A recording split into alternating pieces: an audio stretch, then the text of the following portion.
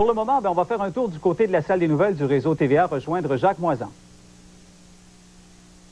Oui, voici un aperçu des principales nouvelles de la journée. Un aperçu en bref, bien sûr. Il y a les libéraux du Québec qui ont mis fin à leur conseil général qui se tenait cette fin de semaine. Pendant ces 2 jours, ils ont mis au point leur stratégie en vue du référendum. Leur slogan, « J'affirme mon non ».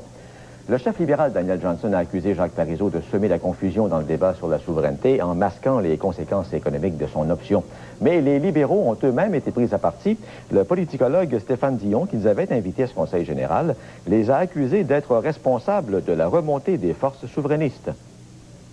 Vous avez voulu accompagner les Québécois dans leur poussée de fièvre nationaliste, mais ce faisant, vous en avez conduit plusieurs dans les bras de votre adversaire péquiste.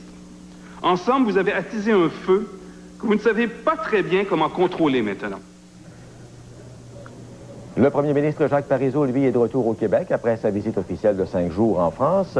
Un séjour qu'il a qualifié de positif et qui, selon lui a permis de rétablir des rapports normaux entre le Québec et la France. Le premier ministre et la ministre de la Culture, Rita Dionne-Marcelet, qui accompagnait M. Parizeau à Paris, n'ont par ailleurs pas voulu commenter la crise qui secoue actuellement Radio-Québec, avec les départs successifs de Françoise Bertrand et de Raymond Brasseur à la présidence de Radio-Québec.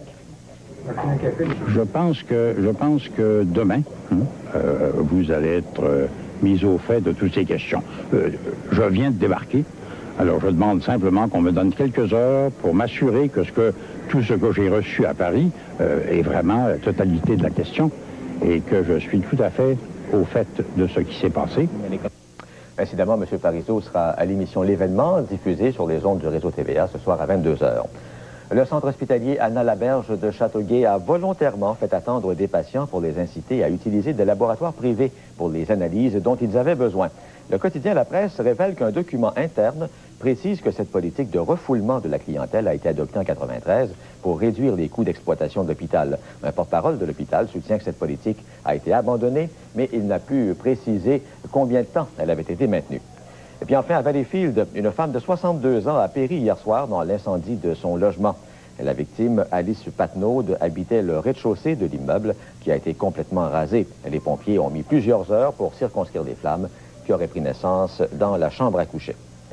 Eh bien voilà, c'est tout pour l'instant. On se retrouve à 23 h. Il y aura l'événement, bien sûr, aussi à 22 h. M. Parizeau sera là comme invité.